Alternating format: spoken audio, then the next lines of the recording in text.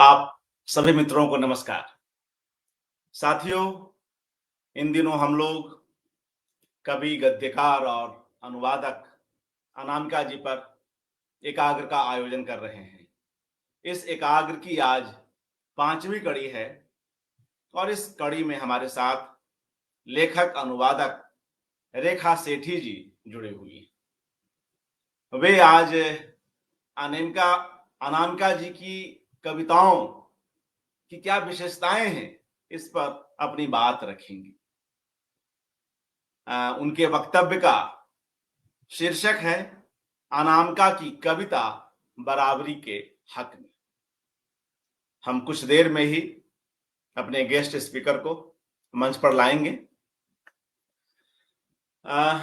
साथियों, आप सहमत होंगे, अनामिका एक ऐसी कवि हैं जिनकी कविताओं में मूल्य और कुछ चिंताएं बार बार आती हैं। वे मूल्य जीवन में बराबरी और रागात्मकता को लेकर हैं। कुंवर नारायण के शब्दों में अगर कहें तो बृहत्तर, मनुष्यतर, कृतज्ञतर और पूर्णतर होने की आकांक्षा से जुड़े हुए मूल्य हैं। और जो चिंताएं हैं वे इन्हीं मूल्यों की राहों पर उगते आते कांटों और कंकड़ों को लेकर हैं, जो कहीं ना कहीं बाधा बनते हैं उस बराबरी तक समाज को पहुंचाने में जिसकी आकांक्षा कोई लेखक, कलाकार करता है। बिल्कुल आरंभ में चलें, शीतल स्पर्श एक धूप को। अनामिका जी के स्कूली जीवन में प्रकाशित उनका यह कविता संग्रह। और हाल की बात करें तो वर्किंग वीमेन्स हॉस्टल और अन्य कविताएं, संभवतः पिछले वर्ष ही यह संग्रह आया। तो इस बीच कितने कविता संग्रह उनके हिस्से में हैं, उनके खाते में है। जब हम लोग इन संग्रहों से गुजरते हैं तो उनकी कई कई कविताएं इन बातों की गवाही देती हैं जिनकी बात अभी हमने की, मूल्यों की और चिंताओं की। आधी दुनिया के जो अपने दुख दर्द हैं, आकांक्षा है, स्वप्न है, हम स्त्री दुनिया की बात कर रहे हैं, तो उस आधी दुनिया की तकलीफों को और उसकी आकांक्षा को भी पूरे मन से रखती चली आ रही हैं अनामिका। और क्या संयोग कि इस बीच उन्होंने आधी सदी की नदी भी पार की है। उन्होंने मतलब अनामिका के कवि ने। उनका पहला कविता संग्रह वर्ष 1972 में प्रकाशित हुआ, 1972। और हालिया कविता संग्रह वर्किंग वीमेन्स हॉस्टल और अन्य कविताएं 2022 में। वे इस आधी सदी की नदी की जो उहचुभ है, खरपतवारों से युक्त, कीचड़ से युक्त, दलदल से युक्त जो परिदृश्य है, उसको भी भली भांति समझ रही है। मित्रों, अगर हमने पहले संग्रह की बात की तो उसी पहले संग्रह से जो एक किशोरी का कविता संग्रह है, शीतल स्पर्श एक धूप को, उसकी कुछ एक पंक्तियां यहां पर रखता हूं। उनमें उस संग्रह में एक कविता है, कुछ क्षण चित्र, कवि पिता से मुसबिलवा की गपाष्टा, कई कुछ कविताएं हैं उसमें। एक कविता सुनिए। मेरे ये अनगिन संकल्प रेत के घरौंदे हैं, मेरे ये अनगिन संकल्प रेत के घरौंदे हैं, कुछ कीजिए कि ये जादू से हो जाएं एलिफेंटा की गुफाएं, कुछ कीजिए कि ये जादू से। एक मिनट रुकिएगा, एक आध जगह मैं और इसको शेयर कर लूं। जी, मेरे ये अनगिन संकल्प रेत के घरौंदे हैं, कुछ कीजिए कि ये जादू से हो जाएं एलिफेंटा की गुफाएं, सदियों तक उनकी दीवारों पर आकृतियां फलें फूलें। मित्रों, यह कविता आज हमने इसलिए भी उद्धृत की कि इसमें एक किशोरी का जो संकल्प है, जो तब दिखाई दे रहा था, जो 14 वर्ष के आसपास की रही होंगी, वह संकल्प कैसे समय के साथ आज और भी मजबूत होता हुआ दिखाई दे रहा है। किसी भी जादू से रेत के घरौंदे, एलिफेंटा की गुफाएं नहीं बनते, नहीं बन सकते, कभी जानता है। मगर सदिच्छा, सृजनात्मकता, अनथक जिद से बार बार विलीन होते घरौंदे बार बार अवश्य खड़े किए जा सकते हैं। निडर संवाद और सखी पुकार में इतनी ताकत है कि तट नदी का हो या समुद्र का, उसके किनारे रेत के ऐसे हजारों घरौंदे हजारों हाथों द्वारा बार बार बनाए जा सकते हैं। वे घरौंदे तो तब भी अस्थाई नहीं होंगे, मगर सामूहिकता में हुए उस प्रयास का जो प्रभाव है वह अस्थाई होगा। वे स्मृतियां अस्थाई होंगी जो उस प्रयास के साथ जुड़ी होती हैं। बराबरी के लिए जारी कोई विमर्श यही करता है। नस्ल, लिंग, जाति, वर्ण आदि के आधार पर होते भेदभावों के खिलाफ उठा कोई स्वर अपनी पुकार में प्रजातांत्रिक होता है। स्त्री विमर्श यही करता आ रहा है, अनामिका यही करती आ रही है। कविताओं में, लेखों में, उपन्यासों में वे बार बार चटाई की बात करती हैं, जहां हर पदानुक्रम मिट जाता है, जहां सब बराबरी के साथ बैठे होते हैं।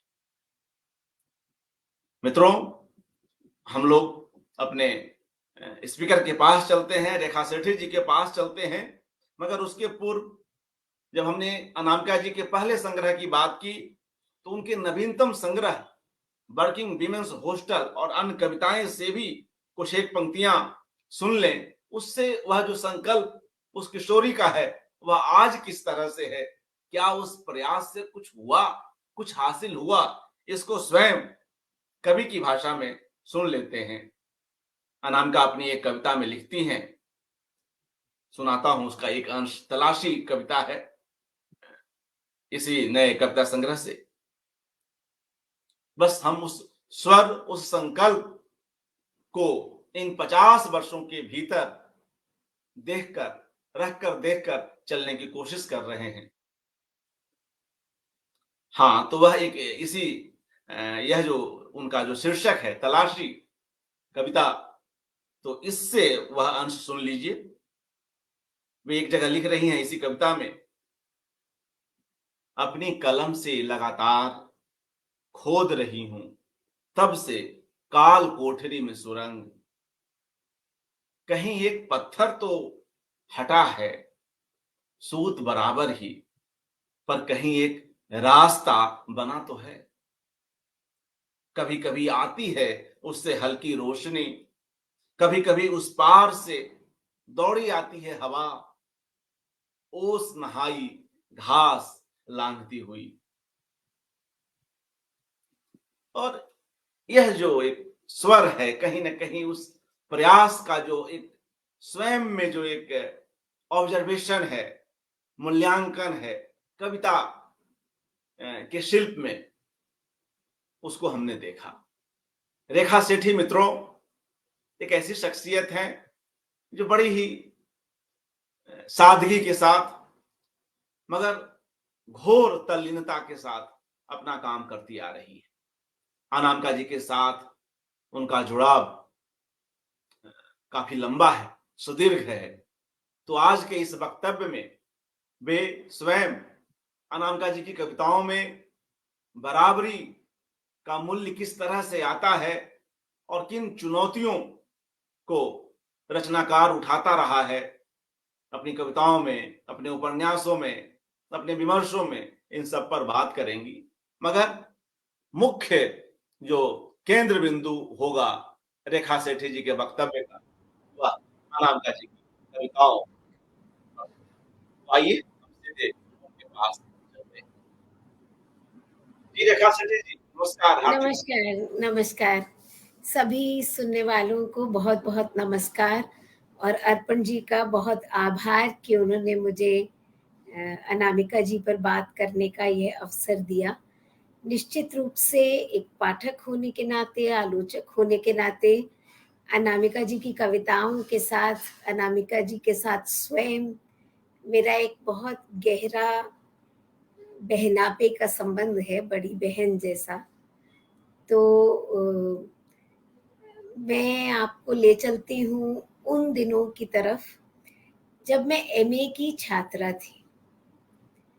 तो जो मेरी उनकी सबसे पहली मुलाकात है वो एक बस में साथ सफ़र करने की है कि यूनिवर्सिटी से मैं अपने घर जा रही थी और अनामिका जी के बगल वाली सीट पर जाकर बैठी और एमए प्रीवियस की छात्रा थी तब मैं। मैला आंचल पढ़ रही थी, वो उस समय हमारे कोर्स में था। तो जैसे लंबा रास्ता है और सीट मिल गई और बस में वो टाइम खराब ना हो और किताब पढ़ते हुए चलें। तो अनामिका जी ने जब मुझे किताब पढ़ते हुए देखा तो उनको जैसे बहुत जैसे मन से प्रसन्नता हुई और वो मुझसे बातचीत करने लगी और उस दिन उन्होंने कहा कि अरे तुम मुझे बिल्कुल अपनी छोटी बहन जैसी लग रही हो। तो ये घटना 87 की है, मतलब 1987। जी, जी। और तब मैं नहीं जानती थी कि मेरे बगल में जो बैठी हैं, इतनी सुंदर मृदुभाषी, वो इतनी बड़ी कवित्री हैं। तो वो पहली मुलाकात थी और उसके बाद ये हुआ कि मैंने उन्हें नाम से कब पहचाना जब हम एमए फाइनल में आए। तो एक दिन जो साहित्य सभा यूनिवर्सिटी में रहती थी हिंदी के विद्यार्थियों के लिए, उसमें अनामिका जी को एक कवि, युवा कवि के रूप में आमंत्रित किया गया और उन्होंने अपनी कुछ कविताओं का पाठ किया। और वो छवि उनकी मेरे मन पर हमेशा के लिए जैसे अंकित हो गई, क्योंकि पढ़ने से ज़्यादा जिन लोगों ने अनामिका जी को कविता पढ़ते हुए सुना है, वो जानते हैं कि वो कविताएँ, उसका स्वर आपके कानों में, आपके मन मस्तिष्क में एकदम हमेशा के लिए दर्ज हो जाता है। तो उसके बाद कई ऐसे अवसर हुए, लेकिन आज जब मैं पीछे मुड़ के जब देखती हूँ और उन कविताओं को याद करती हूँ, चुटपुटिया बटन उन दिनों भी बहुत लोकप्रिय कविता थी। तो मैं ये समझ पाती हूँ कि अनामिका की कविताएँ उनके पाठ से खुलती हैं और हर बार आपको नया अर्थ देती हैं। ये जो बहुस्तरीयता है, ये जो कई तरीके से मतलब पाठक पे खुलने की जो प्रक्रिया है, ये भारतीय साहित्य की जो वाचिक परंपरा है, वहाँ से भी आती है। तो अनामिका की कविता एक तरह से एक वो धुरी है, जिससे कि आप जिस पर अवस्थित होकर आप अपने इतिहास को भी देख पाते हैं और अपने भविष्य को भी देख पाते हैं। ये मुझे लगता है कि उनकी कविताओं की बहुत बड़ी उपलब्धि है। इसी सप्ताह में एक पुस्तक आने वाली है, 75 कविताएँ शीर्षक से, जो नई किताब प्रकाशन में की एक श्रृंखला है कवियों पर, 75 कविताएँ करके। उस श्रृंखला के अंतर्गत मैंने अनामिका जी की कविताओं का चयन और संपादन किया है। वो पुस्तक के लिए जब मैं बैठी कविताएं चुनने, तो बिना किसी प्रयास के, बिना किताबें देखे मैंने एक सूची बनाई जो मुझे अनायास याद आती गई। आप यकीन मानिए, केवल जो कविताएं मुझे याद आ रही थी उसकी सूची 102 कविताओं की थी। तो मुझे उसमें से कम करके 75 कविताएं चुननी थी। कुछ कविताएं उसमें ऐसी थी कि ऐसा लग रहा था कि वो तो, उसको कैसे छोड़ सकते हैं, वो तो हर जगह पढ़ी जाती है, वो तो बहुत लोकप्रिय है। तो फिर लगा कि वो कविताएं तो बहुत सारे संकलनों में हैं, तो ऐसी भी कुछ कविताएं होनी चाहिए जो जिन पर कम बात हुई है। तो ऐसी भी बहुत सी कविताएं मैंने उसमें शामिल की, और उन कविताओं को पुनः पाठ जैसे उनका करते हुए मेरी समझ में ये बात आई कि आप जितनी बार इन कविताओं के पास जाते हैं, आप कुछ नए अर्थ लेके आते हैं। अनामिका की कविताओं पर ऑनलाइन ही शायद मैं 5 या 6 बार इससे पहले वक्तव्य दे चुकी हूँ, जो सब यूट्यूब पर सुरक्षित भी हैं। इंटरव्यू ले चुकी हूँ उनका कई बार। लेकिन हर बार जब मैं ये सोचने बैठती हूँ कि मैं आज अनामिका की कविता को किस पक्ष से उठाऊंगी, तो यकीन मानिए हर बार उसका एक नया पहलू मेरे सामने खुलता है। और ये जो नया पहलू खुलना है, ये कवि के संभावनाशील होने की पहचान होता है। जैसे प्रेमचंद का आप कई बार पुनः पाठ कर सकते हैं, मुक्तिबोध आप उनका कई बार पुनः पाठ कर सकते हैं। तो मेरे मन में ये सवाल था कि जो स्त्री विमर्श से, जैसा अर्पण जी अभी आपने उनका नाम जोड़ा, तो क्या जब ये विमर्शों की दुनिया खत्म होगी तो ये कवि समय के साथ बीत जाएंगे? अनामिका की कविता ऐसी कविता है जो बार बार नए नए सिरे से पढ़ी जाएगी, परिभाषित की जाएगी और उसके कई अर्थ खुलेंगे।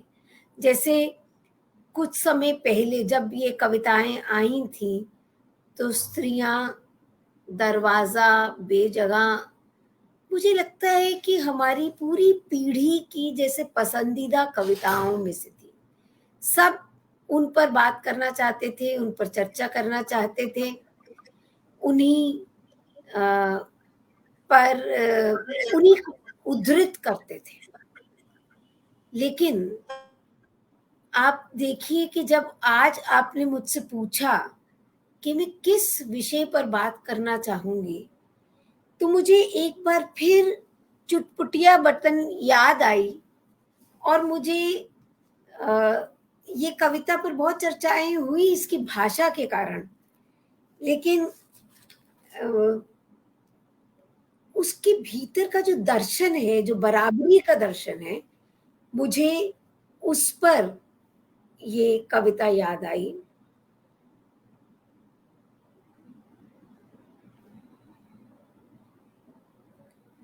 ऊंच नीच के, बस कुछ पंक्तियां पढ़ रही हूं बीच में से। ऊंच नीच के दर्शन में उनका कोई विश्वास नहीं था, समकक्षता के वे कायल थे, फंसते थे न फंसाते थे, चुपचाप सट जाते थे। ये जो टिच बटन है, हम लोग उसे टिच बटन कहते थे। उन्होंने लिखा कि मेरी तरफ उन्हें चुटपुटिया बटन कहा जाता था। और उसके बरक्स उन्होंने जो हुक लगते हैं ब्लाउज में, उसका भी वर्णन किया। ब्लाउज में भी दर्जी देते हैं टाक, यहाँ हुक ही हुक, हर हुक के आगे विराजमान होता है फंदा, फंदे में फंसे हुए आपस में कितना सटेंगे, कितना ही कीजिए जतन, चुट से पुट नहीं बुझे। अब इस कविता में अब अक्सर अर्पण जी, अभी जैसे हम बात कर रहे थे,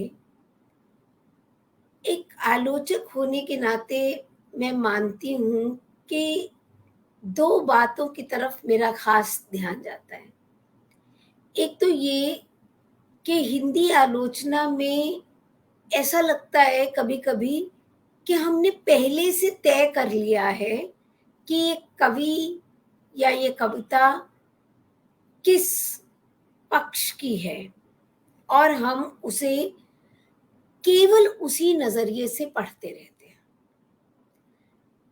मैंने ये कोशिश की कि मैंने जो स्त्री कविता पर जो मेरी 2 पुस्तकें हैं, उनमें अनामिका जी के साथ 6 अन्य कवि भी शामिल हैं और मैंने कोशिश की कि मैं बिल्कुल एक-एक कविता का पाठ करके ये देखूं कि इसमें और कौन से विषय हैं।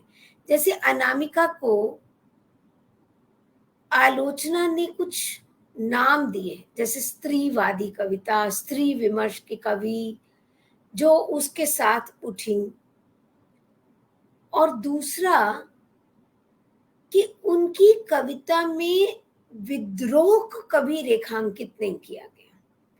प्रतिरोध की कविता है उनकी, इस पर कभी चर्चा नहीं हुई। तो मुझे लगता है कि मैं सबसे पहले इन्हीं 2 बातों पर अपनी बात रखूं। एक तो ये कि उनकी कविता का कैनवस बहुत बड़ा है। नमक कविता बहुत लोकप्रिय हुई और मैं उसका पाठ नहीं करूँगी, संभव होगा तो अनामिका जी को खुद उसका पाठ आप उनकी ज़बानी सुनिए। अब एक कवि,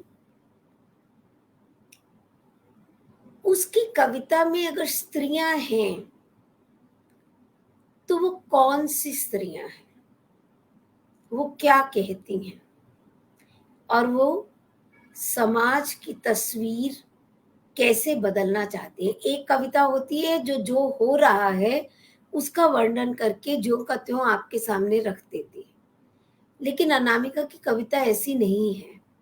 अनामिका की कविता उसके माध्यम से आपके जीवन में कुछ बदलने की कोशिश करती है। आपका मन बदलने की कोशिश करती है, ये उसका एक पक्ष है। लेकिन दूसरा पक्ष ये भी है कि जैसे उन्होंने ये चुटपुटिया बटन के माध्यम से, मतलब एकदम कि संबंधों का एक खास ग्राफ उस कविता में है।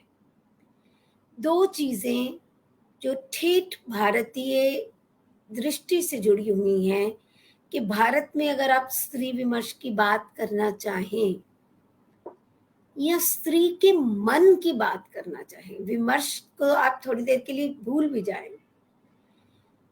तो ये कॉन्फ्लिक्ट नहीं है, ये अंतर्द्वंद नहीं है कि अगर वो अपने स्व की पहचान करेगी, तो वो स्व जो है, उसके भीतर परिवार की जगह नहीं होगी। यानी अंग्रेजी में ये झगड़ा चलाते रहते हैं कि या तो आप स्त्रीवादी हो सकती हैं या आप परिवारवादी हो सकती हैं। ये अवधारणा बिल्कुल गलत है और अनामिका ने लिखा भी है कि हमारे यहाँ परिवार एक इकाई है। और मुझे याद आ रही है उनकी कविता स्त्री का पहला राजकीय प्रवास, जहाँ एक स्त्री जो सरकारी कामकाज से एक राजकीय प्रवास पर गई है और वहाँ पहुँचते ही उसने विदेश में 3 ट्रंक कॉल किए, एक अपने बच्चे को, एक अपने पति को और एक अपनी माँ को, और हर एक से कहा कि वो सबसे ज़्यादा उसकी अनुपस्थिति महसूस कर रही है और वो सबसे ज़्यादा उसके करीबी है और वो ही उसका सबसे प्यारा है। और उसके बाद उसकी ईश्वर के दरबार में पेशी हुई और पेशी में ईश्वर ने कहा कि उसे माफ़ कर देना चाहिए क्योंकि वो स्त्री है। अब सवाल ये है कि ये बड़ी स्वाभाविक बात है कि उसका मन जो है, जो भारतीय स्त्री का मन है, वो संबंधों के ग्राफ में बंधा हुआ है। लेकिन संबंधों का रूप अगर शोषक हो जाता है, अगर परिवार का ढांचा ऐसा हो जाता है कि वो स्त्री के लिए जगह नहीं छोड़ता, तो उस ढांचे को ठीक करने की ज़रूरत है। ये बात अनामिका ने बार-बार अपनी कविताओं में कही और इसी संदर्भ में मुझे पतिव्रता कविता भी याद आती है, जब वो अ, पतिव्रता के सौभाग्य की एक तरह से पोल खोलती हैं, जिसमें वो बताती हैं कि भई कैसे जो घर है वो साक्षी था, जैसे कि औपनिवेशिक शासन में अ, अंग्रेज़ों की स्टैम्प, बल्लम, डंडा सब चलता था। तो घर में भी पति का जो सामान बिखरा रहता था, उसके जूते, उसका तौलिया, वो सब उसकी उपस्थिति को बराबर जताते थे और ऐसा लगता था कि जैसे अंग्रेज़ों का पूरी दुनिया में कभी सूर्यास्त नहीं होता, ऐसे ही परिवार में उस पति की सत्ता का कभी कभी वो विनम्र नहीं होती, कभी वो अस्त नहीं होती। तो आप देखिए कि एक पतिव्रता की बेचारगी को किस तरीके अनामिका अपनी, मतलब ये संबंध अगर शासक और शासित का है, तो वो संबंध स्वीकार्य नहीं है।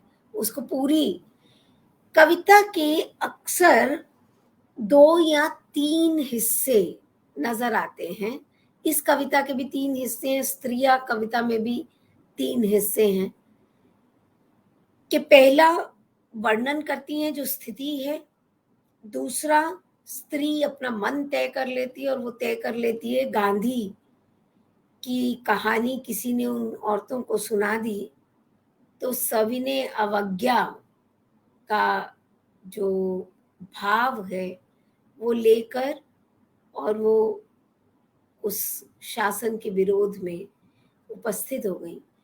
लेकिन तीसरा हिस्सा इससे ज़्यादा महत्वपूर्ण है, वो है कि क्या ऐसा होने पर स्त्री माफ़ करने की अपनी जो ताकत है, वो खो देती है।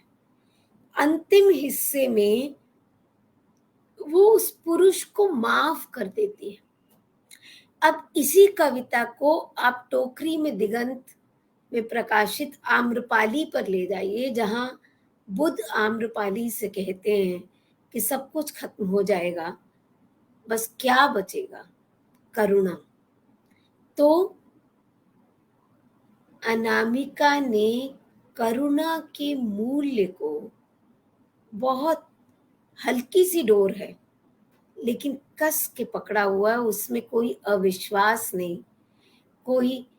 तो मैं कभी-कभी अपने मन में ये सोचती हूँ कि क्या ये भाव प्रतिरोध नहीं है?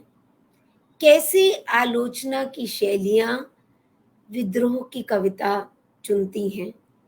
कैसे इस तमाम कविता को, जो एक तरफ इतनी सर्जनात्मक है कि समाज में संबंधों के, परिवार के, व्यक्ति के एक नए रूप को उपस्थित करती चलती है,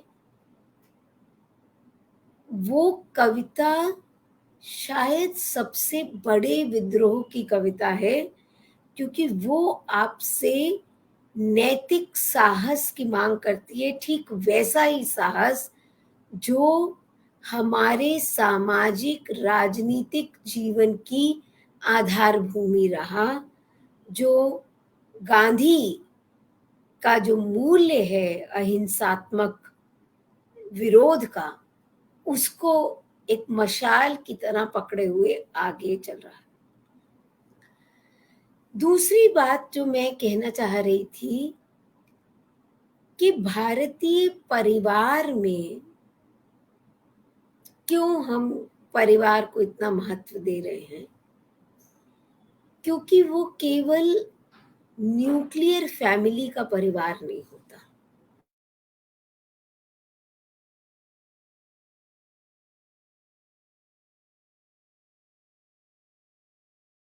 बोलता है पूरा चाचियाँ, मौसियाँ और न जाने कौन-कौन, मतलब उसमें पड़ोस का दर्जी भी है, रिक्शा वाला भी है, बेरोज़गार युवक भी है, दलाई लामा भी हैं, तिब्बत की कहानी भी है और बहुत सारी स्त्रियाँ हैं। अब इन स्त्रियों का एक पक्ष जो है वो कमर धनिया कविता में आता है कि श्रम के मारे, घरेलू श्रम, मतलब एक बहुत, देखिए अनामिका क्या करती हैं ना, कुछ बीज शब्द छोड़ जाती हैं हर कविता में, और आप फिर उसको ही जब डिकोड करते हैं तो आपके सामने स्त्री चिंतन की सैद्धांतिकी बनने लगती। चिंतन कह रही हूँ क्योंकि मैं बार बार इस बात पे जोर दे रही हूँ कि आप जितनी बार इन कविताओं का पाठ करेंगे, पहली बार पढ़ने पर वो साधारण सी कविताएं लगेंगी, लेकिन बाद में होना तो हवा महल होना। हवा महल क्यों होना? ताकि आर पार की हवा आती जाती रह सके, विचार आते जाते रह सके। तो जो ठेठ भारतीय बिंब वो प्रस्तुत करती हैं, उसमें एक खुलापन है जो विश्व के किसी भी हिस्से से ले सकती है।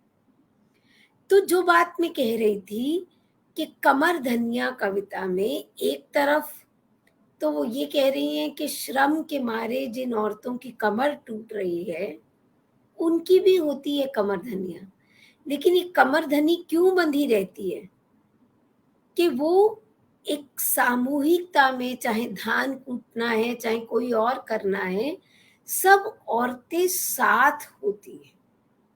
और साथ होना जो है वो बहनापा तो है ही, लेकिन उसके साथ साथ एक जश्न है, एक सेलिब्रेशन है, सुख दुख में सबका साथ है। और इसी प्रक्रिया में अनामिका की नजर पड़ती है वृद्ध स्त्रियों पर।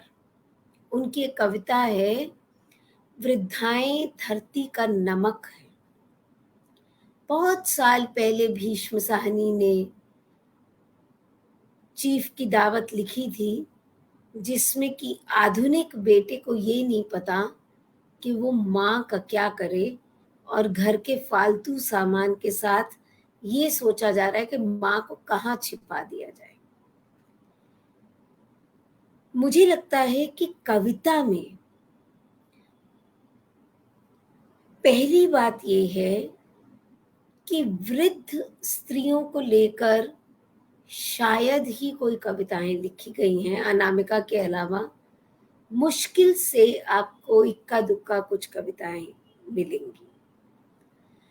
दूसरी बात कि एक वृद्ध स्त्री के जीवन की जो विडंबना है कि उसे नहीं पता कि वो सबके बीच किस तरह अपने आप को अनुपस्थित कर ले, ये जो विडंबना है उसके जीवन की, ये जो पीड़ा है, वो उस कविता में बाहर आती है।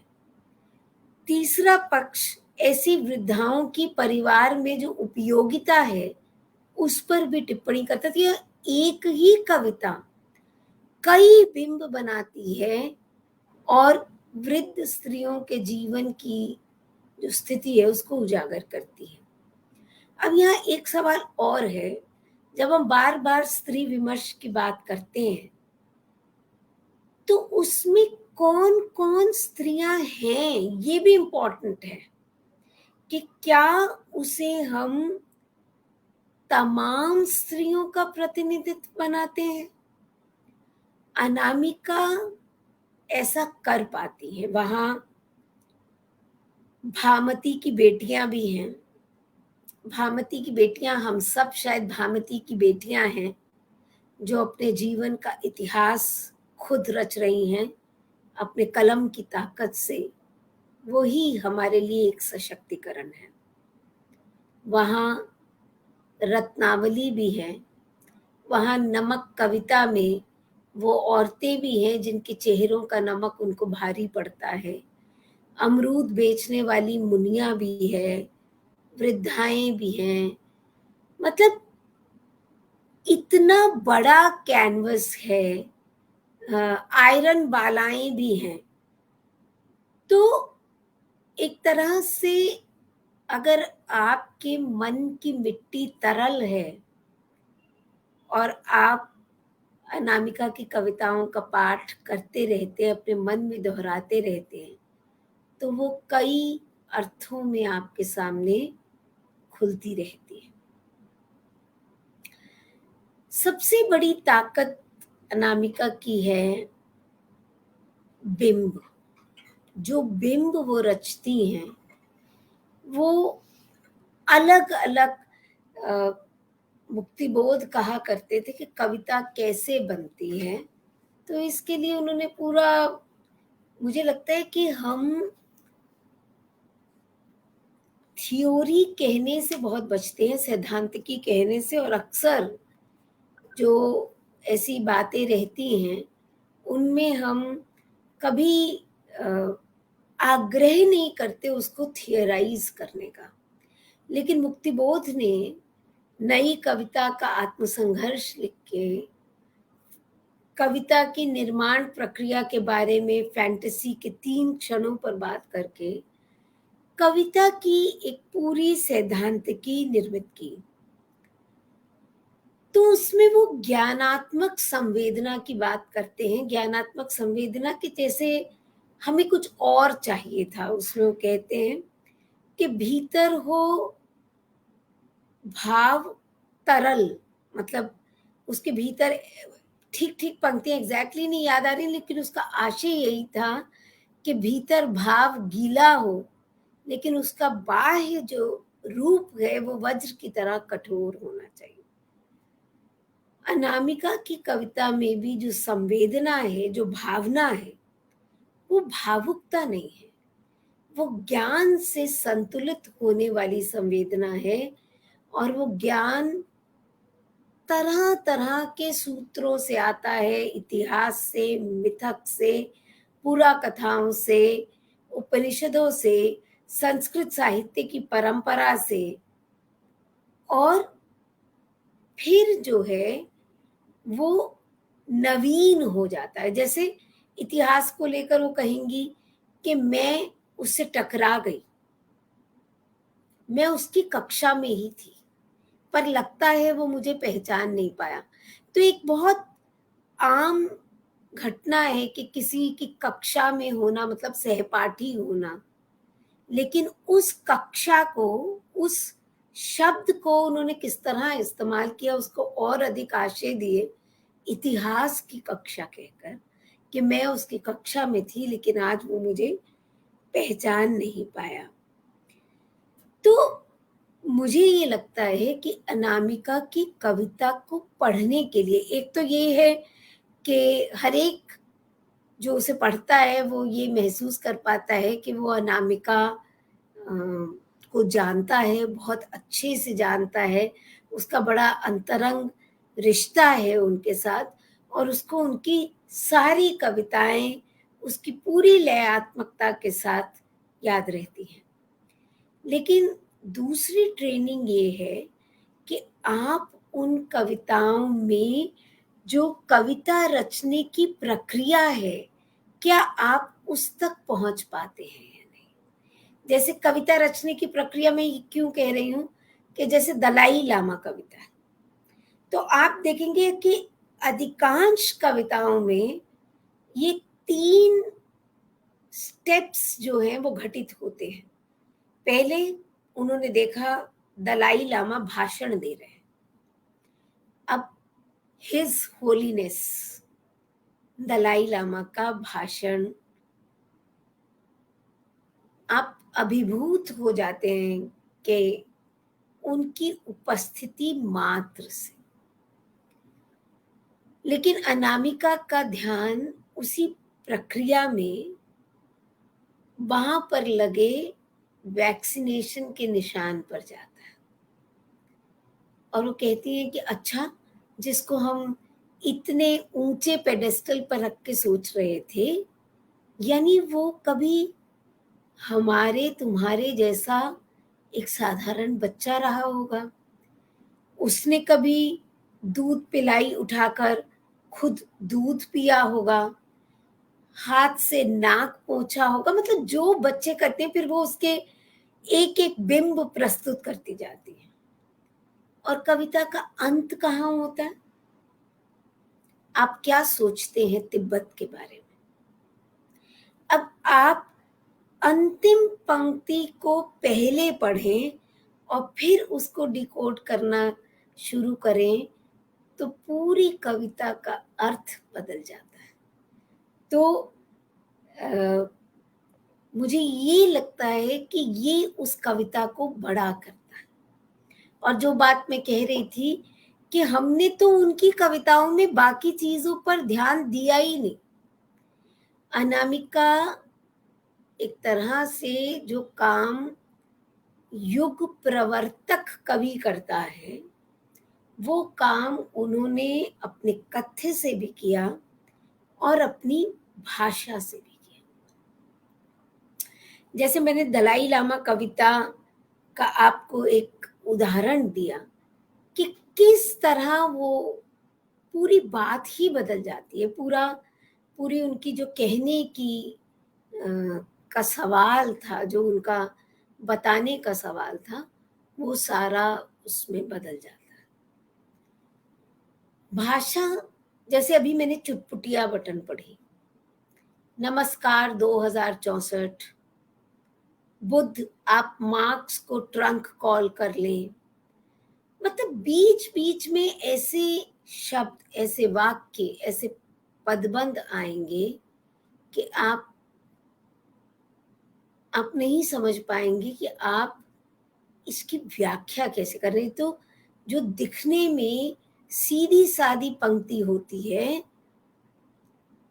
वो कई अर्थ लेके, जैसे हाल-फिलहाल में दरवाज़ा कविता बहुत लोकप्रिय हुई थी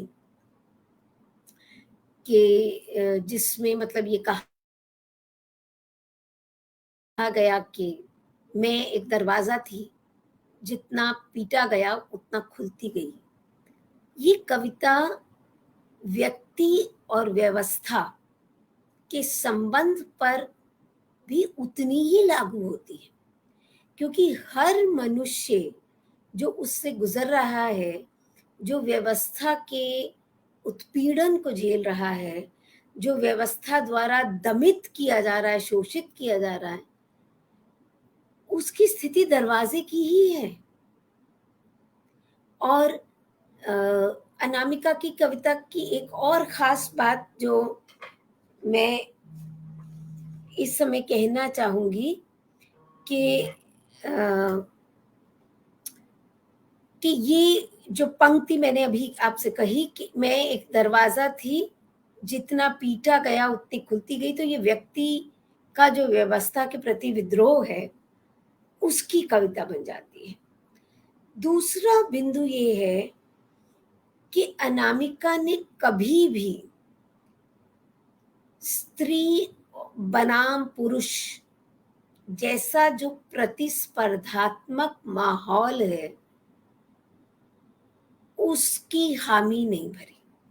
स्त्री बनाम पुरुष प्रतिस्पर्धा, ये सब शब्दों का मैं इस्तेमाल इसलिए कर रही हूँ कि मैं अक्सर ये मानती हूँ कि अगर आपने किसी भी व्यक्ति को छोटा करना है मतलब कि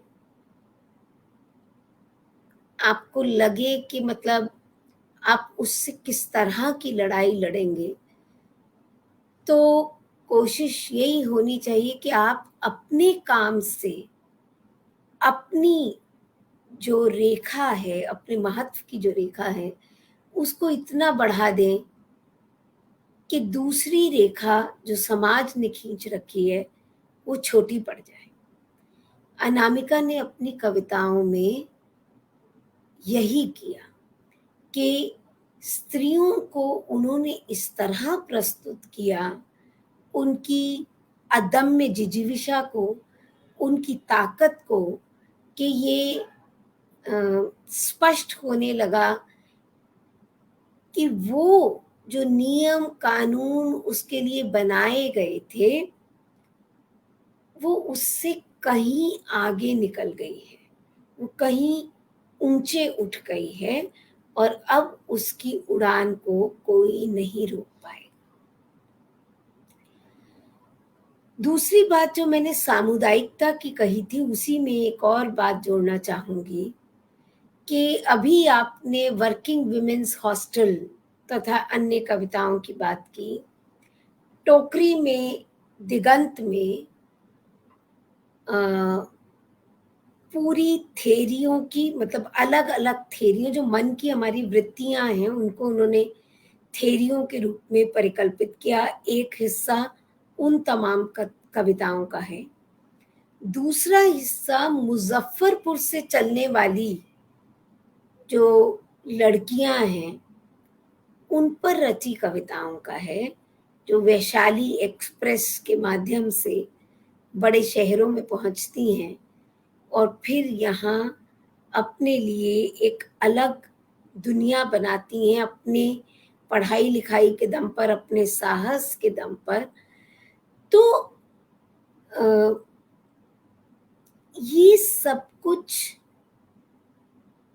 भावना के स्तर पर ही नहीं घटित होता है, ये ज्ञानात्मक संवेदना के स्तर पर ही घटित हो रहा है।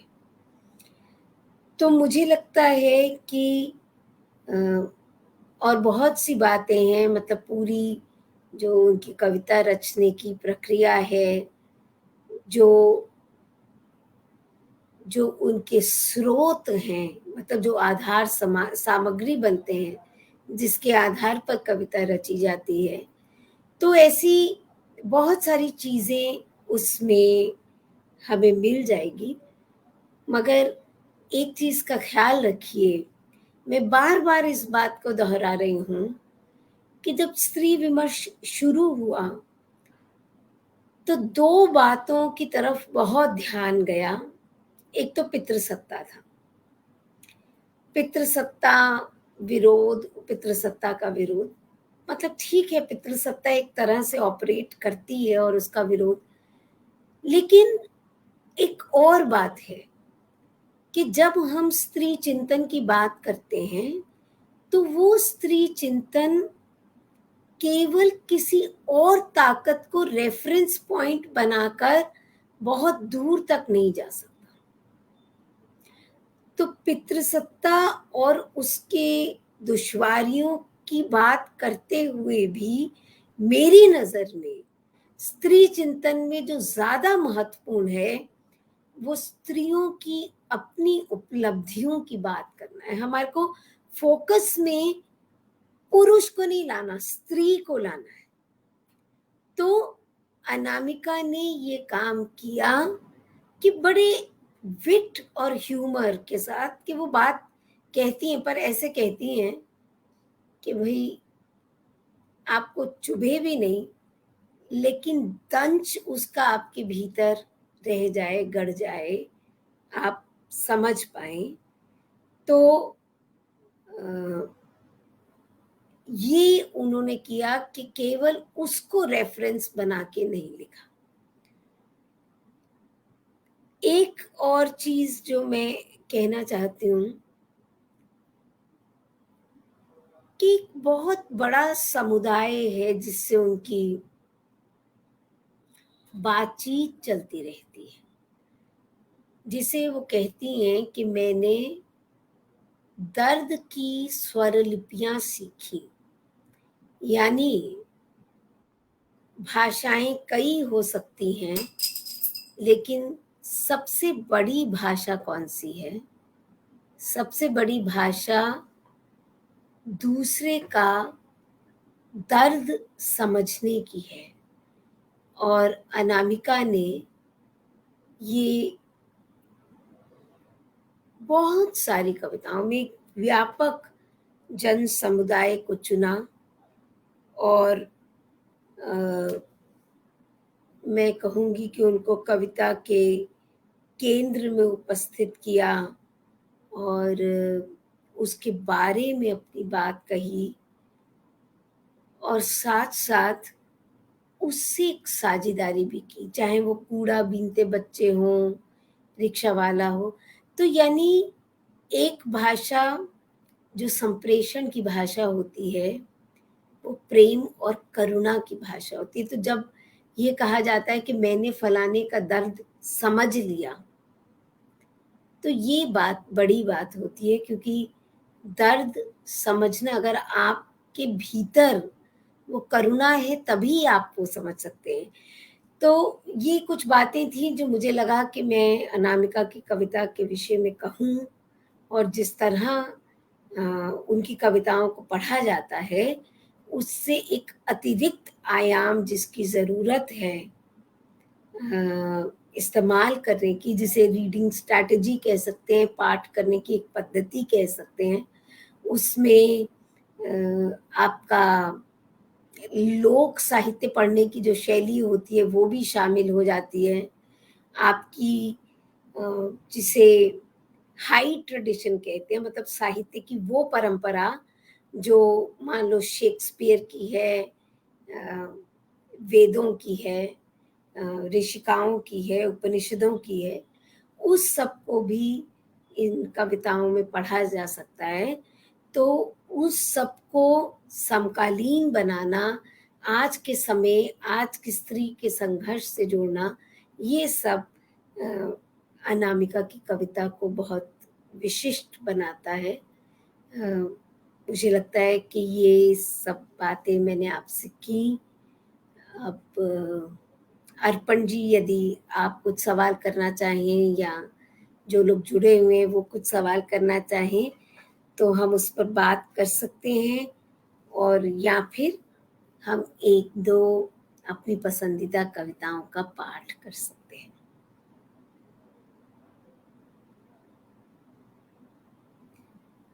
जी शुक्रिया रेखा जी। मित्रों, अभी हम लोगों ने रेखा सेठी जी को सुना और किस तरह एक सहज भाव से वे एक एक कर अनामिका जी की कविताओं के माध्यम से अपनी बात रखती चली गई और अनामिका जी के साथ जिस तरह के उनके संबंध रहे उसकी भी कुछ वानगी हमें देती रही। फिर भी मैं चाहूंगा कि इस अवसर पर कुछ ऐसी घटनाएं अगर याद आ रही हों, कुछ की चर्चा आपने की, साथ में वो जो महिला अंचल पढ़ते हुए जब आप एमए में थी और आप साथ जा रही थी दोनों, तो बड़ा उस समय उनको अच्छा लगा। जाहिर सी बात है कि किसी भी लेखक को अच्छा लगेगा कि वह एक ऐसे सहयात्री के साथ है जिसके हाथ में कोई एक अच्छी बेहद महत्वपूर्ण कृति है। कोई और ऐसी बात, कोई ऐसा घटनाक्रम जो आप हम लोगों के साथ साझा करना चाहें रेखा जी? कोई ऐसी, आपने बीट और ह्यूमर की बात की जो अनामिका जी की कविताओं में है और उसके माध्यम से भी आपने बहुत एक अच्छी बात कही कि किसी भी लेखक को, खासतौर से स्त्री रचनाकार को, जब उसे स्त्री को फोकस में लाना है तो वह पुरुष को लेकर इतना तल्ख हो जाए कि पुरुष ही फोकस में आ जाते हैं कई बार। तो इससे अनामिका बचती हैं और बिट ह्यूमर से वो बात भी कह जाती है और उनका फोकस भी नहीं बिगड़ता है। तो यह बिट ह्यूमर की जुड़ी हुई ऐसी कोई और बात जो आपके साथ कभी किसी साहचर्य में घटी हो?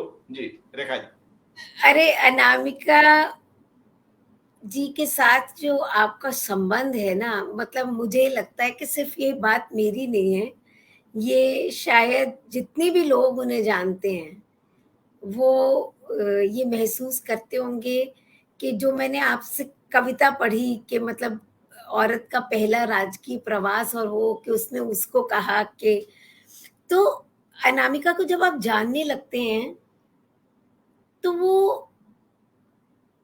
उम, मतलब एक ऐसी सहेली की तरह भी आपके सामने आती हैं जो ये कहें कि अगर तेरा कुछ दुख दर्द है या तकलीफ है तो तुम मुझे बता सकती हो, मैं हूँ। तो आप उतना विश्वास उन पर कर पाते हैं। दूसरा ये है कि अ, बहुत सहजता से, मतलब मेरे यहाँ मेरे घर पर कई बार उनका आना-जाना हुआ, मैं उनके घर कई बार गई हूँ। हम सभा सब गोष्ठियों में तो मिलते ही रहे, कॉलेज में बहुत मिलते रहे। हमारे कॉलेज में उनका अ, काफ़ी कितने अवसरों पर बुलाई गईं। लेकिन सबसे बड़ी बात, मतलब विट और ह्यूमर की तो ख़ैर क्या बात कहें कि जब वो हँसती हैं तो सच में मोतिये के फूल बिखर जाते हैं। मगर एक और बात जो मैं ये कहना चाहूँगी कि उनकी विनम्रता। जैसे मैं आपको एक उदाहरण से बताती हूँ कि हमारे कॉलेज में कुमकुम संगारी, जो कि फेमिनिस्ट रीडिंग की, मतलब जो शुरुआती जिन स्त्रियों ने किया, उनमें मानी जाती हैं, और उनकी किताब जो है रिकास्टिंग विमेन, जो आईपी कॉलेज में ही एक तरह से तैयार हुई और बहुत चर्चा में आई। एक सबसे पहली उस तरह की फेमिनिस्ट रीडिंग की महत्वपूर्ण किताब वो रही है। तो कुमकुम संगारी एक बार आई कॉलेज में, और हमने उन्हें आमंत्रित किया, और उस सेशन के लिए अनामिका भी आई। मतलब उनको बोलना नहीं था, लेकिन ऑडियंस में बैठ के वो उनकी बात सुनना चाहती हैं। तो हम तो अब एक ऐसे दौर में चले गए हैं ना, जहाँ हमें सिर्फ अपनी आवाज़ सुनाई देती है। तो हम हर समय अपना ही बोलना चाहते हैं, अपनी आवाज़ सुनना चाहते हैं और स्वयं को प्रतिष्ठित करना चाहते हैं। तो मैं ये कहना चाह रही थी कि बहुत ऐसे अवसर आए जब अनामिका जी अ, मुझे मिली, ऐसी गोष्ठियों में मिली, हमारे कॉलेज चली आईं। उन्होंने कभी अपने आप को, वैसे उनका बड़ा सेलिब्रिटी स्टेटस है कि सब बच्चे हों या बड़े हों, सब उनको बहुत प्यार करते हैं।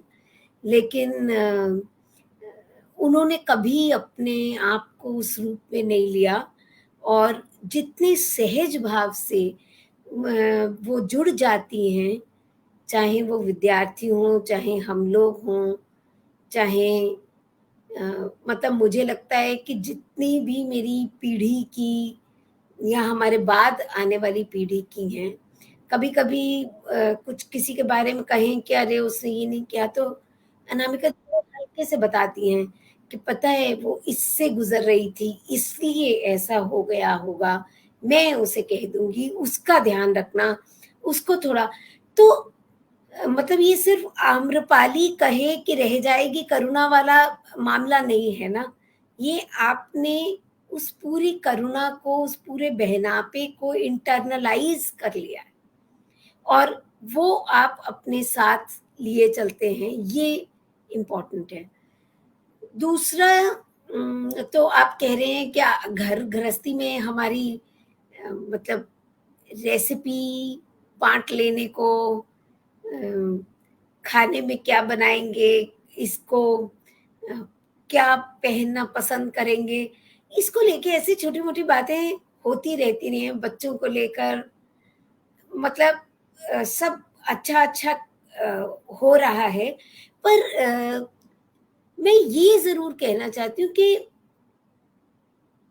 काफ़ी पॉज़िटिव पर्सन हैं अनामिका जी। मतलब जब आप उन्हें जानें, तो जैसे कई लोग होते हैं ना कि पूरी दुनिया भर का दुःख की गठरी उठाए चलते हैं। सबका बहिष्कार करते हुए कि उसने ये बुरा किया, ये बुरा किया, ये बुरा किया। आप अनामिका के मुख से ऐसी कोई बात कभी नहीं सुनेंगे। तो ये ज़रूरी होता है कि आप अपने साहित्य में कितने पारदर्शी हैं। अगर आपके व्यक्तित्व में वो पारदर्शिता होगी तो साहित्य में दिखाई पड़ेगी। ये मुझे लगता है कि ये बात मैं साझा करना चाह रही थी। जी, जी, बिल्कुल। और मित्रों, शुरुआत में भी रेखा सेठी जी ने उस किताब की चर्चा की, जो अभी बस कुछ ही दिनों में हम सभी के बीच होगी। मैं उसे स्क्रीन पर रखना चाह रहा इसी हूँ, उसका सप्ताह आ कवर। जाएगी। हाँ, जी, इसी जी। स 75 कविताएं अनामिका, इसका चयन रेखा सेठी जी ने किया है।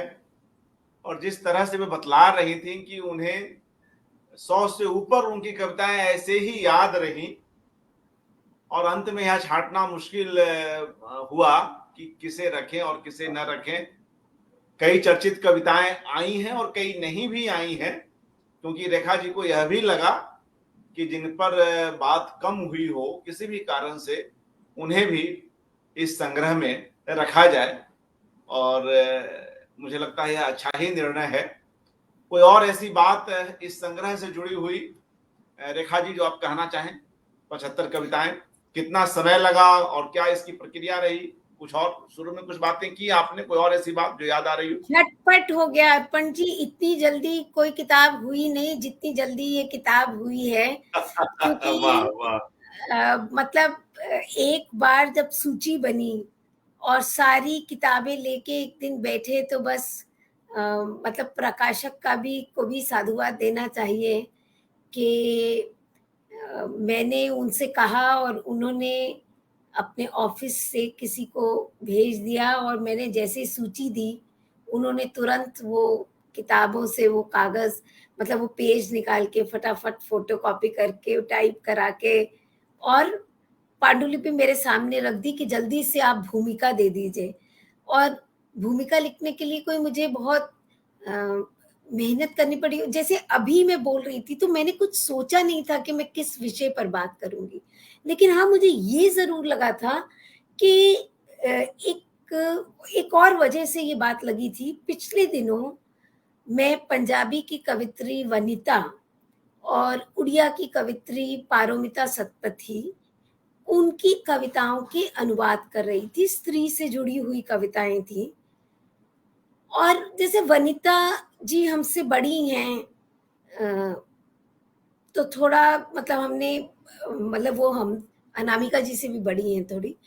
तो मैंने ऐसे उनकी कविताएँ पढ़ी, तो उसमें भी जो एक मूक विद्रोह है कि मतलब वो लड़की अपनी दादी से कहती है कि तू अपने गहने सँभाल के रख, ये मुझे आकर्षित नहीं करेंगे। तो ये स्त्री कविता के बीच में भी बहुत प्रॉब्लम है। प्रॉब्लम ये है कि हमने खाने कटघरे बना रखे हैं कि ये फलानी कवित्रियाँ जो हैं, वो तो बड़ी प्रोटेस्ट की कविता लिखती हैं। लेकिन ये कविताएँ जिसमें कि बिंब आते हैं घर परिवार और उसके बीच की के विद्रोह के, उनको हम प्रोटेस्ट नहीं मानते, वो पॉलिटिकल नहीं है। जबकि हम पर्सनल इज़ पॉलिटिकल का बहुत। तो मैं यही बात कहने की कोशिश कर रही हूँ बार-बार कि पारोमिता की कविता पढ़ी, वनिता की कविता पढ़ी, अनामिका की कविता पढ़ी, तो भारतीय स्त्री कविता का जो परिदृश्य इन सब के बीच में बनता है, तो मुझे ये लगता है कि अनामिका की उनसे भी साझेदारी है। मतलब सोचने के स्तर पर, महसूस करने के स्तर पर वो कवित्रियाँ भी वही विषय उठा रही हैं, वो बात कर रही हैं और ये बात ठेठ भारतीय स्त्री की है। मतलब वो शहर में बसने वाली अ, खूब पढ़ी-लिखी उत्तर आधुनिक स्त्री की नहीं, बल्कि आम भारतीय स्त्री की बात है। मेरी एक मित्र हैं जिन्होंने अनामिका जी की कविताओं के अंग्रेजी में अनुवाद किए हैं, वो पुस्तक भी प्रकाशित है और उसका शीर्षक है द वैशाली कॉरिडोर। दोनों एक ही जगह से आते हैं। तो मैं बस ये देख रही थी कि जैसे सुदीप सेन ने एक पुस्तक my typewriter is my piano अंग्रेजी में की, जिसमें कई लोगों ने जो अनामिका की कविताओं के अंग्रेजी अनुवाद किए, वो सब संकलित हैं। तो मैं देख रही थी कि किसको क्या पकड़ में आता है। ये वैसी स्थिति है ना कि हम अपना इष्ट स्वयं चुनते हैं। तो विनीता ने जो बात रखी स्त्रियों को लेकर, उसने ये लिखा कि उस प्रदेश में, मुज़फ्फरपुर में, उन्होंने बहुत सक्षम स्त्रियाँ देखी हैं अपनी दादी-नानी के समय की, जो अपने तरह से, अपने अधिकार से बहुत मज़बूत औरतें थीं और उनको अनामिका की कविताओं में वो स्त्रियाँ दिखाई पड़ीं। चाहे वो आम्रपाली हो और चाहे वो कमर धनिया वाली स्त्रियाँ हों और चाहे वो मर मरती नहीं उड़ाने वाली कविता हो। तो ऐसी बहुत छोटी-छोटी जो कविताएँ थीं, तो मतलब ये किताब एक तरह से मज़े-मज़े में जिसे कहना चाहिए ना कि हो गई और फिर वो वरुण भारती जी ने इस पर काम किया है और अतुल महेश्वरी जी नई किताब प्रकाशन के उन्होंने प्रकाशित किया और फिर जब लगभग सारी किताब हो ही चुकी थी, तो मुझे एक दिन यूँ ही ख़्याल आया कि अगर ये किताब इसी महीने आ जाए जिस महीने में अनामिका जी का जन्मदिन है, तो क्या ये संभव है? और यकीन मानिए अ, अतुल जी ने कहा कि बिल्कुल संभव है और आज भी मेरी उनसे बात हुई, किताब प्रेस में है और बृहस्पतिवार को हमारे हाथ में होगी। तो सुखद है यह, बिल्कुल स्वागत। तो जैसे और मैंने कहा ना कि ये किताब मज़े-मज़े में हो गई, तो शायद अनामिका जी के लिए भी कविता मज़े-मज़े में हो जाती है, लेकिन मज़े का मतलब ये नहीं है कि उसके पीछे एक सुलझी हुई विचारशीलता नहीं। जी, बिल्कुल। आपने एक बात कही थी ना, जो चटाई वाली बात जी, आपने जो रखी, तो ये जी, जो चटाई बिछाना है, ये एक बहुत बड़ा रूपक है बहुत बड़ा रूपक और है ये। ख़ास तौर पे हम ये कहते रहते हैं कि हमारा समाज इसमें बँटा है, उसमें बँटा है और उसमें एक चटाई पर सब बराबर हो जाते हैं, तो हर तरह की जो पदानुक्रम है, वो टूटने लगते हैं। तो ये तो जैसे मेरे जैसे जो शोधार्थी हैं, जो हमेशा ये कोशिश करते रहते हैं कि स्त्रीवाद को हमें या स्त्री पक्ष को हमें केवल पश्चिम की थ्योरी से नहीं पढ़ना है। हमें अपनी मिट्टी से इस चीज़ को लाना है। तो मुझे लगता है कि उनके लिए ये जो तर्क है वो बहुत मदद करता है कि आप सब कुछ को छोड़ करके और सबको मुक्तिबोध कहते थे ना, अकेले में नहीं मिलते मुक्ति के रास्ते, अगर वो कहीं है तो सबके संग में ही है। तो अ, अनामिका भी ये मुक्ति सबके साधारण जनमानस के संग में साथ में तलाशती। और बिल्कुल यह बात अपनी जगह सही है कि वे न सिर्फ पश्चिम बल्कि उससे कहीं अधिक अपनी जो ठेठ भारतीयता है उसकी जड़ों में जाती हैं, वहाँ की परंपराओं में जाती हैं। और कई जगहों पर वे यह बात भी कहती हैं कि जो पश्चिम में भी पूरब है, उसकी ओर भी वे लौटती हैं, चाहे फ्रांस हो, पोलैंड हो, चूँकि उन्होंने बाहर की हुई स्त्री कविता पर काफ़ी काम किया है। और अपने एक आलेख में वे इस बात को मानती हैं कि जब कभी वे आहत होती हैं स्त्री जीवन की विडंबनाओं से, तो कभी वे महाभारत की स्त्रियों के पास जाती हैं, कभी थेरी गाथाओं की थेरियों के पास जाती हैं। और हम सभी जानते हैं कि अनामिका के यहाँ विस्थापितों का बारहमासा है। अमीर खुसरो को निवेदित कई कलाम हैं उनके यहाँ, और उनमें भी कैसे अमीर खुसरो पद्मिनी को दिया गया वचन नहीं निर्वाह कर पाते हैं। तो अमीर खुसरो का यह अंतर्द्वंद उनकी उपन्यास आईना साज में तो है ही, कविताओं में भी कई तरीकों से यह अंतर्द्वंद सामने आता है। मित्रों, रेखा जी कुछ कविताएं भी पढ़ने वाली थी, कह रही थी। अगर आप चाहते हैं, लेकिन अगर अनामिका जी जुड़ रही हैं तो उनसे पढ़वाइए उनके अनामिका जी तो अनामिका जी हमें देख रही हैं, प्रोग्राम सुन रही हैं, और वे इस एकाग्र के अंतिम दिन में आएंगी। जो इस एकाग्र की संकल्पना है और इस बीच मैं जब अनामिका जी की बात हुई है तो और जो हमारे मित्रगण इस प्रोग्राम को देख रहे हैं, लेखागण, उनमें शिव मूर्ति जी, शिव दयाल जी, अग्निशेखर जी, अवधेश कुमार, अंशुमति, स्मृति शुक्ल, देवांशु पाल, रुपेश कुमार, काजल मेहता, अरुण शीतांश, कात्यायनी जी, ऋतुपर्ण जी, शिवानी यादव, अनिल विभाकर जी, कौशल किशोर जी, अजीत द्विवेदी, आनंद सिंह जी, मीनू कपूर, प्रभा मिश्र, राखी गर्ग आदि ये सब लोग जुड़े हुए हैं। अच्छा लग रहा है। आप कविताएं पढ़ें उनकी। और अभी अगर आप अनुमति दें तो एक कविता मैं भी रखना चाहूंगा, क्योंकि अभी आपने कुछ ऐसी स्त्रियों की बात की, दादी नानी की पीढ़ी की, अनामिका की दादी नानी की भी हम बात करें तो उस पीढ़ी की भी ऐसी कई स्त्रियां हैं जो कितनी मजबूत रही हैं। कृष्णा सोपती पर भी आपका काम है।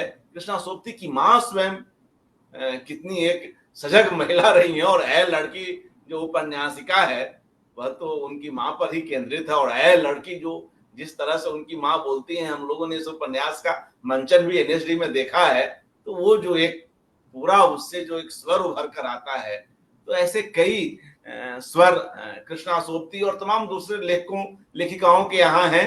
अनामिका जी के यहाँ भी है। एक कविता है, अगर आप कहें तो मैं उसको पढ़ना चाहूंगा, उसके बाद आप पढ़िएगा। हिंदी साहित्य का घरेलू इतिहास। अपनी याद होगा आपको, आपने इस कविता को भी रखा है क्या इस संग्रह में? अब मुझे याद नहीं है कि अच्छा, रखा है कि तो नहीं। हिंदी साहित्य का घरेलू इतिहास, इसमें भी नानी अपनी नानी को याद करती हैं अनामिका जी, और कैसे वह स्त्री जो अनामिका जी की नानी है, एक बार इलाहाबाद में महादेवी वर्मा से मिलती हैं, और एक बार की स्मृति जीवन भर की स्मृति हो जाती है। एक मुलाकात जीवन भर के लिए आपको बदल कर रख सकती है।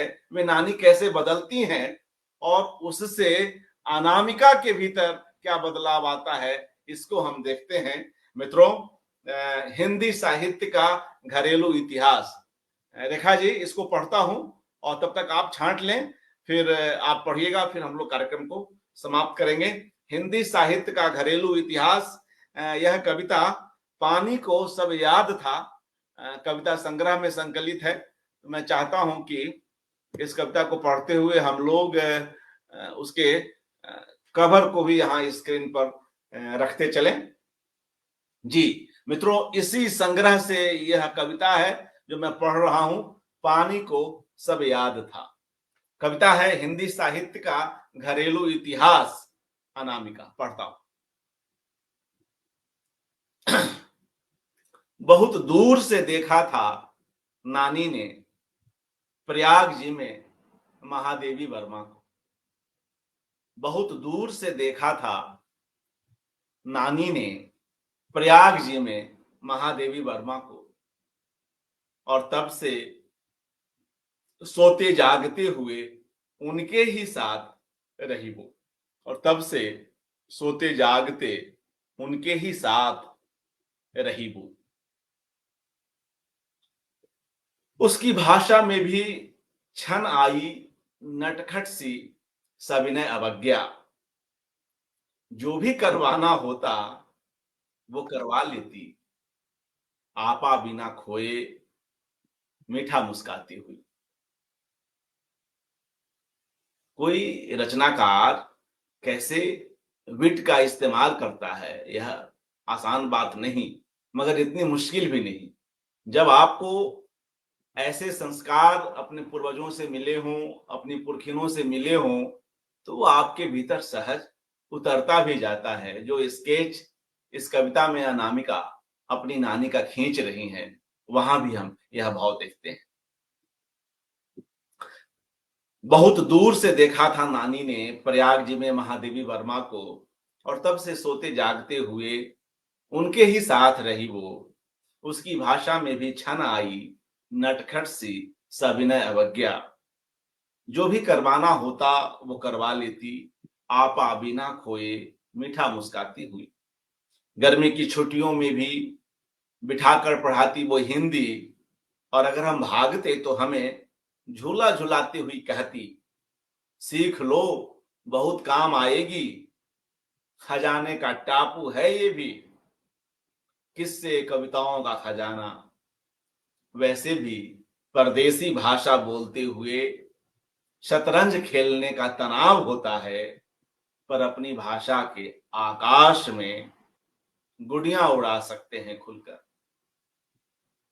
गमबुट कस लेना होता है अंग्रेजी बोलते हुए, पर अपनी भाषा के पानी में कर सकते हो मजे में छप छप।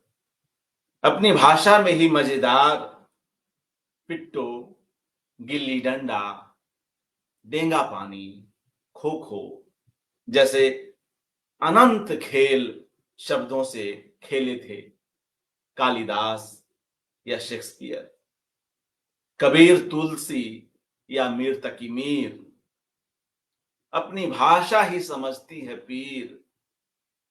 अपनी ही भाषा में गाली भी गा सकते हैं।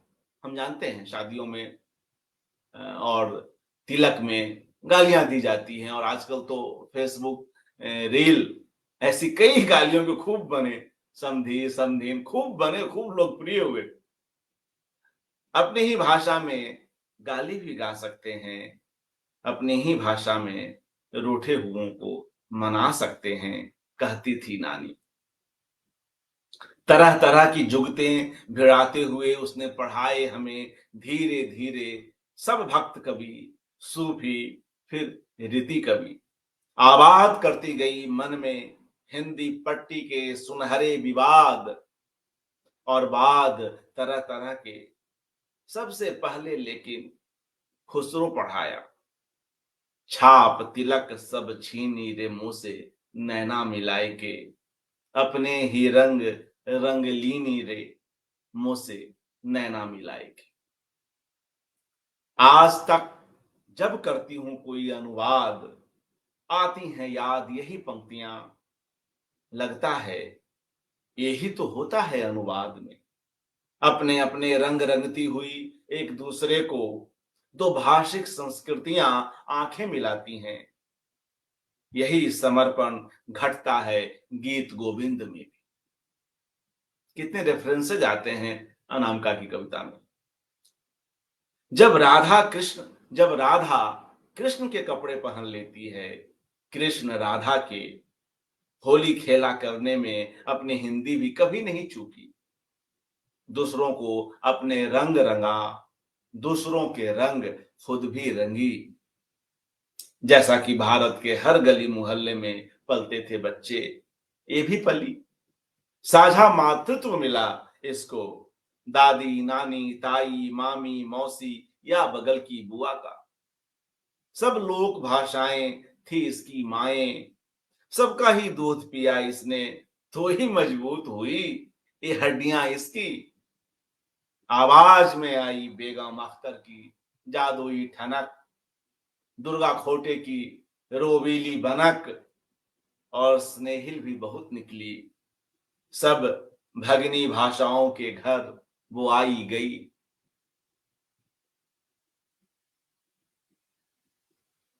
जी, सब कुछ पंक्तियां और हैं रेखा जी। सब हाँ, भगनी भाषाओं के घर वो आई गई, अपने आंगन भी दुलार से बुलाया, एक पंगत में आराम से बिठाया। तत्सम तद्भव याद की देशज विदेशज को, तभी तो इसके कभी ऐसे हुए कि आज तलक अस्त्र शस्त्र चढ़ने के पहले लोहार लोहा ले आते हैं, शास्त्रज्ञ आते हैं इसे भाषा के भेंट सीखने। जैसे कि चे गुवेरा के समय करते थे गुरिल्ला दस्ते हवाई फायर। हिंदी के नए कवि भी रात 2 ढाई बजे तक करते हैं हवाई फायर अच्छी कविताओं से व्हाट्सएप पर। देर रात टूं टूं टूं करता है मोबाइल, याद आते हैं वही दुनिया बाकी 12वीं 14वीं सदी की रासों कथाओं में जो बेचारी ग्रहणों को रोज हरोस दिया करते थे। एक साथ चूं चूं चूं करते हुए लो खत्म हो गई झमाझम बरसती हुई रात काली। खुल जाएंगे जल्द ही रास्ते, आ जाएंगे आने वाले, आए नहीं आए उम्मीद तो होगी आने, वही उम्मीद जो देश दुनिया की आंखों से लेकर मेरी इस छलनी छलनी छटपट छाती भर में जगाती है अजब तरह की विरह वेदना। वही उम्मीद जो देश दुनिया की आंखों से लेकर मेरी इस छलनी छलनी छटपट छाती तक में जगाती है अजीब तरह की विरह वेदना। कहाँ गया गया कहाँ वह सुंदर सपना जो देखा था हमने मिलजुल के, नए कवि और कार्यकर्ता पुराने हारी हुई पार्टियों के गाते हैं एक साथ कोरस में ये, रास्ते खुल जाएंगे बादल छट जाएंगे क्योंकि जिंदा हैं अभी मुहावरे अपनी भाषा के, क्योंकि जिंदा हैं अभी मुहावरे अपनी भाषा के। और ऐसी रचनाकार भी हमारे साथ हैं हमारी भाषा में। रेखा जी। मैं आपको 2 छोटी-छोटी ऐसी कविताएँ सुनाऊँगी जो हैं तो भाषा और प्रकृति पर जिनकी चर्चा थोड़ी कम हुई है मुझे लगता है। पहली कविता है चुप्पी। आयु वनस्पतियों को आशीष में देते हैं बूढ़े पहाड़। आयु वनस्पतियों को आशीष में देते हैं बूढ़े पहाड़ कि वनस्पतियाँ कुछ भी नहीं कहना जान गई हैं। कि वनस्पतियाँ कुछ भी नहीं कहना जान गई हैं रहना, चुप रहना जान गई हैं। शब्दों के जंगल में चुप्पी का एक शेर रहता है, जो भी ज़रूरी हो जाता है आदिम अनुगूंजों की भाषा में बस वही कहता है। छूते ही भैरा जाने वाली मनस्थिति में लटके शहतूतों, अंजीरों, खुबानियों के गुच्छों से आयु वनस्पतियों को इसी तरह आशीष में देते हैं बूढ़े पहाड़। दूसरी कविता है भाषा। जिनके पास और कुछ नहीं होता, उनके बटुए में आशा होती है और भाषा भी। भाषा यानी पुरखों की असीसी हुई एक जादू की पुड़िया जो वक्त के हिसाब से रूप बदल सकती है। कुल्हाड़ी, खुरपी, जंगल, दंगल, गांती, गंडासा कुछ भी हो सकती है। कोई नाम पूछे तो कहती है तनकर, फुक्खड़, विहंगम और धर्म पूछे तो टन बोलती है विद्रोह। तो ये 2 कविताएँ मैंने जानबूझ के इस तरह की सुनाई जिनको जो अनामिका की कविताएँ हैं उनका सिग्नेचर मुझे हमेशा लगता है कि अनामिका की कविताएँ उनका सिग्नेचर लिए हुए हैं कि आप उनसे कवि का नाम हटा लें तो भी आप पहचान जाएँगे कि ये अनामिका की कविताएँ हैं। लेकिन ऐसी जो छोटी-छोटी कविताएँ हैं उन पर थोड़ी चर्चा कम हुई है। इस संकल्प में हमने वो भी शामिल करने की कोशिश की है। तो ऐसी ही 2 कविताएँ मैंने आपको सुनाई, एक भाषा पर है और एक उस प्रकृति की चुप्पी पर जो सबसे ज़्यादा मुखर है। जी, शुक्रिया रेखा जी हमारे साथ जुड़ने के लिए। और लगभग 1.5 घंटे तक यह कार्यक्रम 1.5 घंटे तक चलने को है। तमाम मित्रगण जुड़े हुए हैं, आप सभी का हार्दिक आभार, रेखा जी का भी अभिनंदन। मित्रों, कल से हम लोग अनामिका जी की कविताओं पर चर्चा कर रहे हैं। कल मदन कश्यप जी को सुना, आज रेखा सेठी जी को सुना और पिछले 2 दिनों में हमने उनके उपन्यासों पर चर्चा की। और अब वापस कल हम अनामिका जी के उपन्यासों पर सुनेंगे एक नई वक्ता को। और तब तक के लिए आप सभी को नमस्कार। नमस्कार, धन्यवाद, अनामिका जी पर यह एकाग्र जारी है। कल एक नई कड़ी में फिर मिलते हैं। शुक्रिया रेखा जी, धन्यवाद। धन्यवाद।